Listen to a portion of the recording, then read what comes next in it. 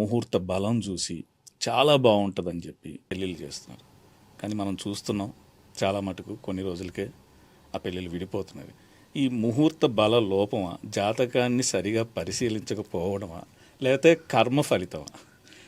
ఇది redundant question అట, ఒక టీవీ వేరే ఛానల్లో చెప్పినట్టున్నాను. బట్ ఎనీవే అందరికీ ఉపయోగపడుతుందిగా మళ్ళీ చెప్తాను. చర్విస్తారని ఆయన ఏంటంటే ముహూర్త లోపం ఎప్పుడూ ఉండదు, అన్నీ క్యాల్కులేట్ చేసి చెప్పింది. కాకపోతే ఒక్కొక్కప్పుడు హ్యూమన్ ఇన్వాల్వ్మెంట్ ఉన్నది. ఇప్పుడు నర్సు మీరు 5:15కి పుట్టారని చెప్తుంది. ఎవరికి? మీ నాన్నగారికి 5:50 అని రాసుకుంటారు. 15:50లా వినబడుతుంది. అది ఆవిడ మాయ. ఈ 50కి లెక్క కొట్టేసి ముహూర్తాలు చూపిస్తారు. మరి ఇప్పుడు ముహూర్తం ఉన్నట్టా లేనట్టా అంటే వాళ్ళకి అక్కడ ఒక హ్యూమన్ ఇన్వాల్వ్మెంట్ ఉంది. క్యాల్కులేషన్స్లో ఒక పంచాంగం ఇంకో పంచాంగం ఒప్పదు. ఎన్నో హ్యూమన్ అన్నీ కరెక్టే. నేను ఎవరిది శాస్త్రాన్ని తప్పుపట్టిన మహానుభావులు వాళ్ళందరూ.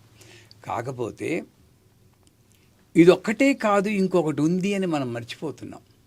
పూర్వకాలంలో మా అమ్మ నాన్న పెళ్లి చేసేటప్పుడు ముహూర్తం పెట్టే చేశారు.